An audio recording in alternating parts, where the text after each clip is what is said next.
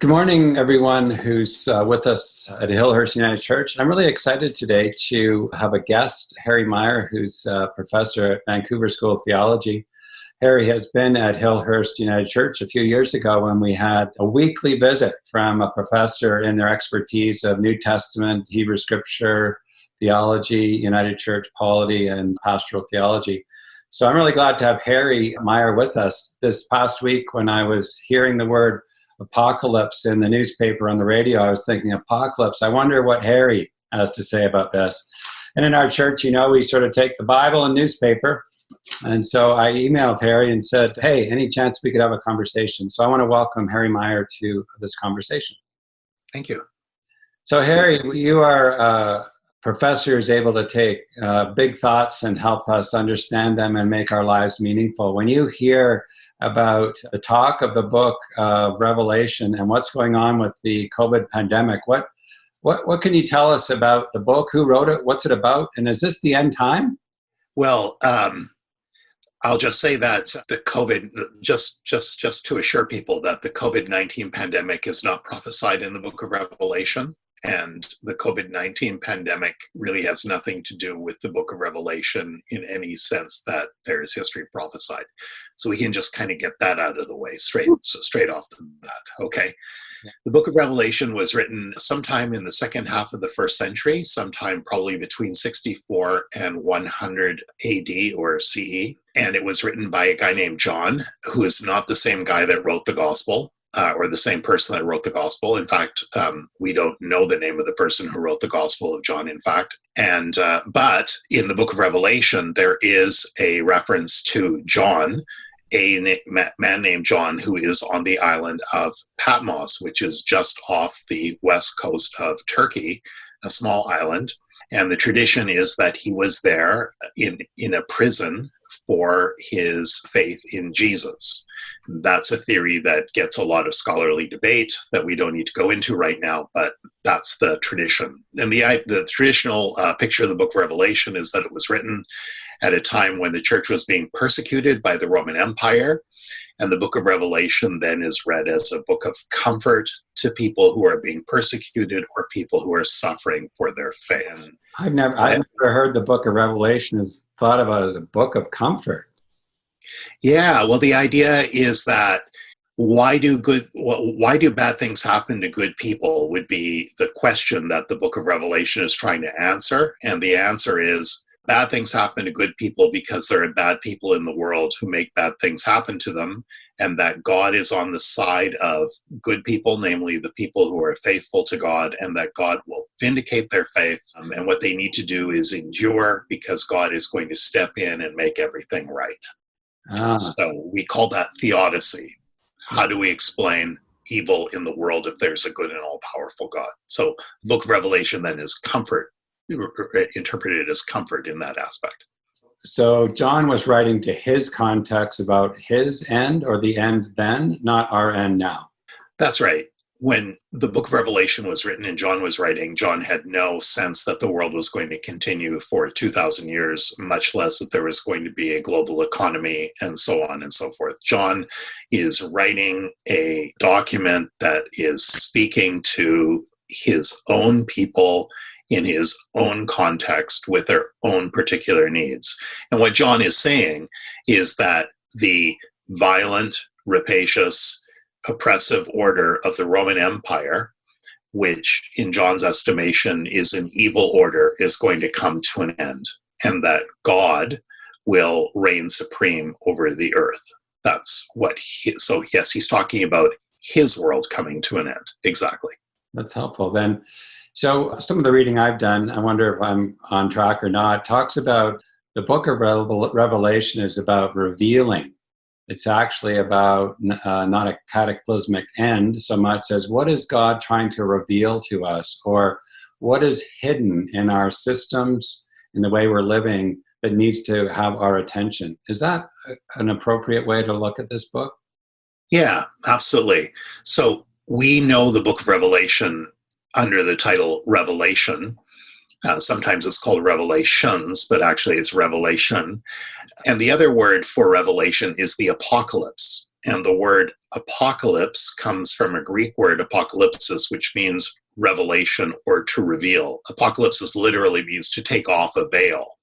Ah, So revelation then is seeking to reveal the truth about the world around John and John's audience. And what it's seeking to reveal in the first place is that something about the Roman Empire. Now, the Roman Empire at the time, its propaganda was that it had brought about a great Roman peace over the Mediterranean world, and that because of that, there was great prosperity, and there was economic opportunities, and there was fertility, great harvests, and so on and so forth, because the gods were blessing the Roman people with power because of their piety. Now, revelation is an unveiling. We might say revelation is an expose in that sense of a revelation, like an expose that says, no, all of this is deceitful propaganda. The Roman Empire is a violent, bloody order that rests upon injustice, and inequity and injustice is a true offense to God, and that God will not stand by and let this continue. So it uses talk of the end of the world as a means to expose the injustice and the violence that is hidden behind the veil of propaganda of the Roman Empire. wow. And so maybe that's why it's seeming like these worlds are coming together now, because there's so much talk about the similarity about imperialism, about political divisions, about what's being unveiled through the pandemic around the injustice of salaries, healthcare, education, how we are. Some people are saying that this is a reset. That is, we're getting a glimpse of what we need to do as we tackle the problem of climate change. So it's almost like we're looking at the same kind of backdrop to our world. When you think about the pandemic and the connection to the book of Revelation, what do you see? What's being unveiled, or what's been hidden that we're suddenly seeing in a new way? Well, I was listening to NPR this morning, and there was a great section on people talking about how COVID is the great equalizer. And there is a video by Madonna, for example, who's sitting in a bathtub with rose petals around her in her mansion, talking about how we're all in this together. and then another guy, a billionaire, whose name I can't remember, who is in the Caribbean on his yacht, talking about how he's in solidarity with all the people who are suffering. And so I read posts underneath Madonna's video by her own fans saying things like, "Dear Queen, I'm really happy that you're feeling empathetic towards me, but there is no equality between you and me. You have your own ventilator if you want it. You can get COVID tests if you don't need them, whereas I don't have a job. I don't have any access to a ventilator. I don't even have any access to healthcare. So please spare me your talk of us being the great equalizer. In fact, what COVID is doing," this woman was saying, "is that effectively it is showing the gross inequalities, the gross inequities of our society." So if COVID is doing a couple of things, on the one hand, it's showing us how interconnected we are, at the same time that it's talking to us about how disconnected we are. Or, which is another way of saying how disconnected we can be from the true realities of how this is affecting different people of differing socioeconomic strata. And in that sense, then, we might say that this is an apocalyptic revelation. Not that it's sort of trivial. I mean, on one level, I think it's sort of trivial to read the book of Revelation as a kind of a prophecy of how the world is going to end. I think rather that what Revelation does is it is always sort of putting our feet to the fire and saying, where is there injustice in the world? How do we participate in injustice? What are we doing to be faithful witnesses to what God is doing in the world? And of course, in the scriptures, what God is doing in the world is God is siding with the widow, siding with the orphan, comforting those who are oppressed, calling those who are rich to account. I mean, that is world ending. If we want to talk about world ending revelation, that is really world ending. And John is not sort of like the world is sort of gray or whatever. John is a very black and white person. There is injustice and broken relationship that looks like economic inequity, and then there are healed relationships and right relationship that look like reconciliation and love for one another and a sharing of goods. So Revelation is probably the most political book of the Bible, certainly of the New Testament, and it is really there to make people who are enjoying creature comforts in the world to feel very, very uncomfortable. Wow. So is it fair to say it's like it's holding up a mirror to our existence in 2020? It's holding up a mirror to our existence in 2020 in the sense that it is asking us, how does COVID reveal to us inequities, injustices that need to be addressed? People can't pay their rent, right? We wouldn't know that people can't pay their rent, or we would, we sort of know abstractly that people are one paycheck away from not being able to make ends meet and so on.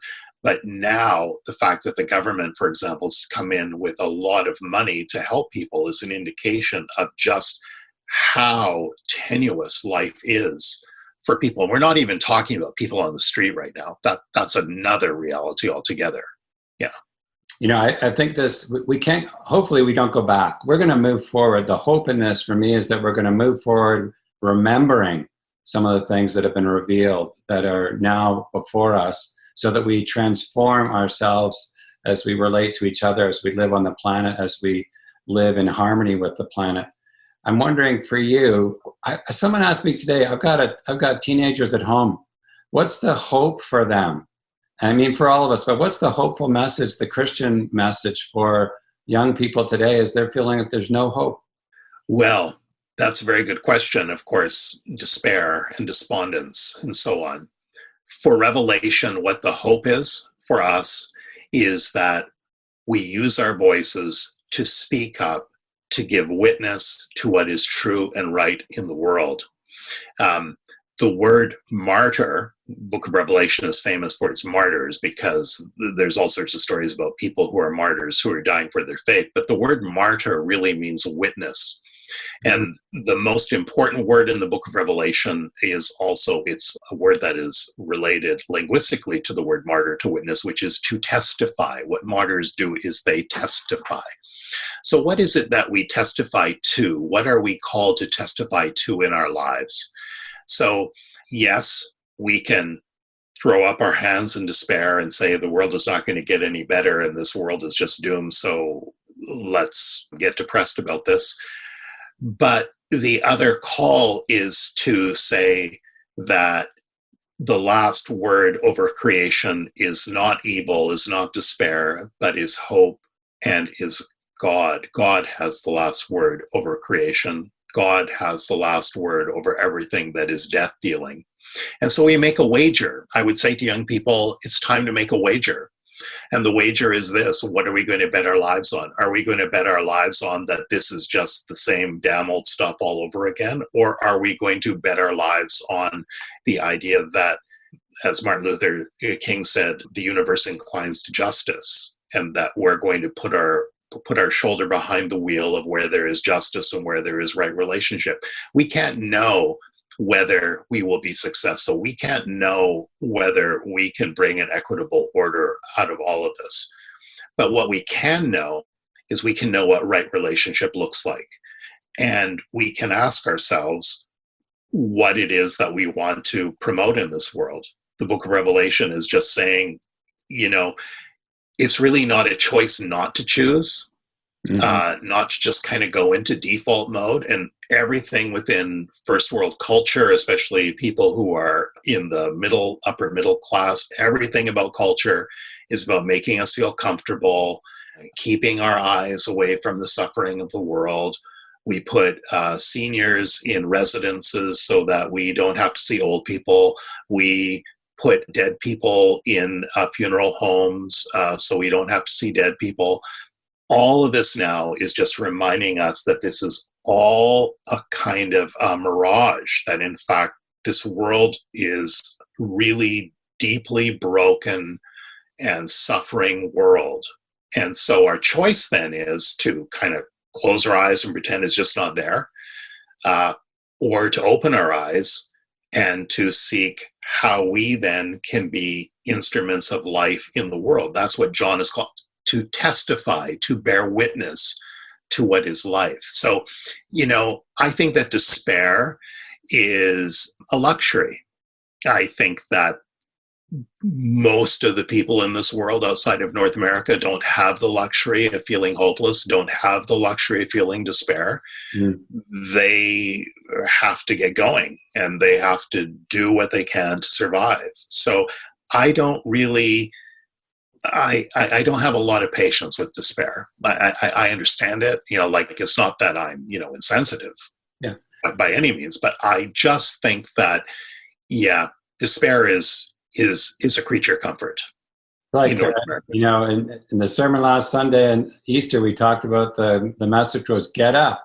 In other words, get up every day, get up, have a shower, get going into your day. There's a job to do. And so what I'm hearing from you is the job to do is to not lean toward despair, but in hope and courage and compassion and justice to change the world. And that we're being called to do that. Yeah. And we don't have a choice. I mean, we do have a choice, of course. We do have a choice. We can be Madonna in the bathtub with her rose petals. Of course, we can do that. Not to say that I'm sure Madonna does wonderful things. I don't mean to pick on Madonna. I certainly don't want to get sued by Madonna. But no, we should not sit in a bathtub with rose petals saying how COVID-19 is the great equalizer. No, that's not what we should do. What we should be doing, I think, or what we're called to do, is to get up. And I'm sure you said in your sermon as well, to go to Galilee, where Jesus is in Galilee. In other words, Jesus is wherever we are. Galilee is right here all around us. The resurrection is everywhere around us. The resurrection is not once upon a time in a far, far land on some glorious Sunday morning somewhere in Israel, Palestine. Easter is now. And our call then is to be Easter people living now in the fullness of resurrection life, whatever that means. And God calls each of us to discern what that looks like in our own lives. My Easter is not your Easter, or the Easters of everybody watching. We all have our own Easter. And they come at different times. My suggestion is it's not a day, it's a way. Easter is a way of moving in the world. Yeah, precisely. Okay, we are at our time. It's so great to hear your wisdom, your care, your passion. And we are so glad that you're shaping students at BST for ministry in the world. And so I want to say thank you, Harry, and look forward to you coming to see us live sometime soon. Yeah, I look forward to. And thank you, John, and for your faithful testimony and for your great work. And God bless you all there. Okay. Thanks very much, Harry.